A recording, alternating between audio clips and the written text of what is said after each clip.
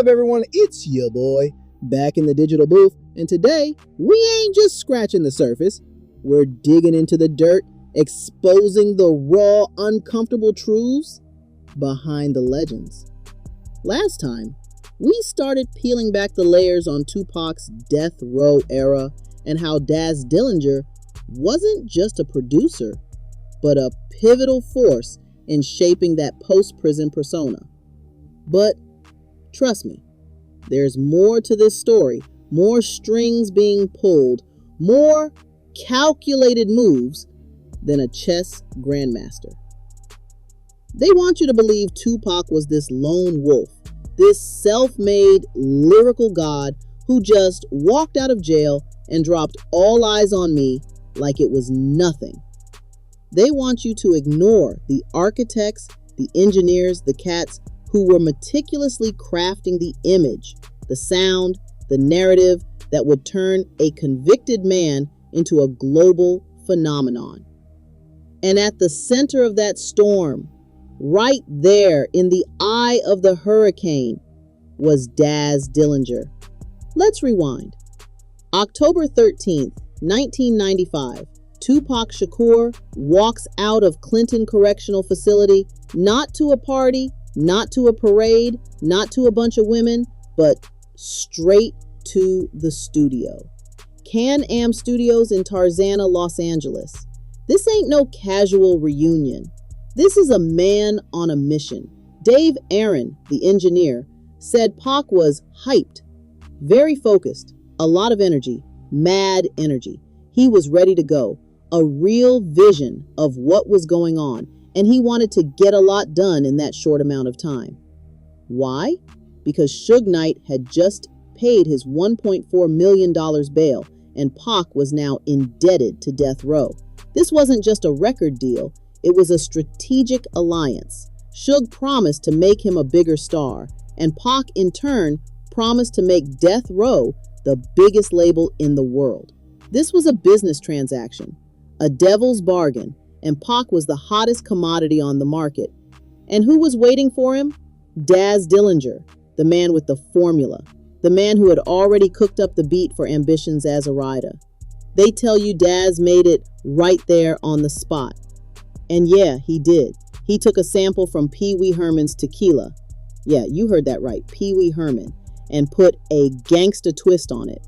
Think about that for a second. The anthem that defined Pac's death row comeback, the track that screamed, "I'm a straight rider," had its roots in a novelty song. It's almost comical if it wasn't so damn effective. Corrupt, another Dog Pound member, recalls that Pac wasn't in the studio for more than 45 minutes before he had his first verse done and laid. 45 minutes! 2 hours after landing in Los Angeles, Pac was already spitting fire on a Daz beat. This wasn't just Pac's raw talent. This was a perfect storm of a hungry artist, a calculated label, and a producer who knew exactly what sound was needed to ignite that fuse. Daz wasn't just giving Pac a beat. He was giving him the sonic ammunition for the war he was about to wage. He was giving him the sound of pure, unadulterated rage and ambition, the very emotions Pac was feeling after his prison stint. And Daz ain't shy about his role. He's out here saying, how can we be jealous of Tupac and we made Tupac? Let that sink in. We made Tupac. He doubled down saying, we put that album together. We came over there. We gave him music. We did that. We wanted him to be the man of the man. This ain't just a producer taking credit for a few tracks. This is a man claiming he was instrumental in crafting the very identity of Tupac Shakur during his most iconic, most controversial, and ultimately most tragic period. He's saying they didn't just provide beats. They provided the blueprint for the gangster rap titan Pac became. Let's not forget the context. Dr. Dre, the supposed sonic mastermind of death row, was already distancing himself. He didn't like the atmosphere. He didn't like Suge's leadership. So while Dre was slowly fading out, Daz was stepping up, filling that void. Daz produced 5 tracks on All Eyes on Me, including singles like 2 of America's Most Wanted and I Ain't Mad at Ya, while Dre only produced 3. Daz wasn't just a fill-in. He was becoming the new sonic backbone of Death Row, and by extension, the primary architect of Tupac's sound. He was the one consistently delivering that raw, aggressive, G-funk-infused gangsta sound that Death Row was pushing. Now let's talk about the thug shit and the outlaw shit. The original transcript mentions Daz threw the thug in it, and Daz himself has claimed that before Death Row, Tupac was crippin' with thug life, but when he came to Death Row, which was heavily blood-affiliated, things shifted.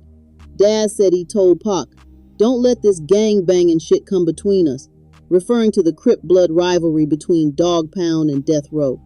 So, was Pac's sudden embrace of the thug life and outlaw persona a natural evolution? Or was it a calculated rebranding? A strategic alignment with the dominant gangsta image Death Row was peddling? Was it Pac's authentic self? Or was it the carefully constructed image that Daz and the Death Row machine were building for him? They needed a face for their aggressive, in-your-face West Coast dominance. And Pac, fresh out of jail, full of pain and rage and a desire to settle some scores, was the perfect vessel. Daz provided the sound, the formula that channeled that rage into commercially viable, chart-topping anthems. It wasn't just about making good music. It was about creating a character, a larger-than-life figure who embodied the raw, unfiltered aggression of the streets. And Daz was right there, pushing the buttons, pulling the levers, making sure Pac fit the mold. But here's where it gets even more twisted. While Daz and the Dog Pound were busy making Tupac, there are whispers, even direct claims, that Pac himself wasn't entirely happy with his situation at Death Row. Nate Dogg, bless his soul, straight up said Pac didn't want to be on Death Row Records and was trying to get off. He was reportedly pushing out 2 to 3 songs a day, not just because he was a workhorse, but to fulfill his contract and get the hell out. Think about that. The man who became the face of Death Row, the embodiment of their ruthless empire, might have been trying to escape it. He even fired his Death Row lawyer, David Kenner, who was instrumental in getting him out of prison because he was frustrated with the arrangement. And before his untimely death, Pac was making moves to start his own company, Euthanasia, and even a new label under his Machiavelli moniker. So, while Daz and the Death Row machine were busy making Tupac into their vision, Pac himself might have been planning his exit, trying to reclaim his own narrative. And then there's the ultimate betrayal, the ultimate power move. After Pac's death, and as Death Row started to crumble, Daz made some audacious claims. He said he took all the reels and made all blanks, rewrote the titles on there, and gave them the reels, implying he walked off with the masters of unreleased Tupac material. Other sources flat out accused Daz of stealing and bootlegging tracks after Pac died. If that's true, it's not just about producing, it's about controlling the legacy, about profiting from the dead. It's the ultimate power play, a final toxic twist in the narrative of who truly, quote unquote, made Tupac. So when you hear Ambitions as Errata, when you hear Scandalous, When you hear any of those iconic Death Row era Pac tracks, don't just hear the voice of Tupac. Hear the subtle, insidious influence of Daz Dillinger. Hear the calculated decisions of Death Row. Hear the echoes of a man who was both a genius and a pawn in a much larger game. Was Daz a loyal collaborator, or was he a key player in a system that exploited Pac's raw talent and rage for its own gain? Was Pac truly a rider, or was he riding a wave that was meticulously crafted and controlled by others? The truth, as always, is far more complex and far more disturbing than the polished narratives they feed you. Daz says we made Tupac, and maybe, just maybe, he's right.